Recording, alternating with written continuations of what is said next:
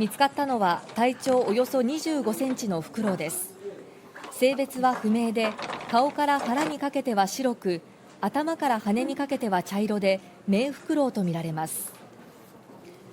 おととい、清水区の学校の敷地内でほとんど動かなくなったフクロウを職員が見つけ捕まえました。警察によりますと、フクロウには目立った傷はないものの、与えた餌も食べておらず、ニュースで保護されたフクロウを見た飼い主が今朝警察署を訪れましたが、すでに死んでいました。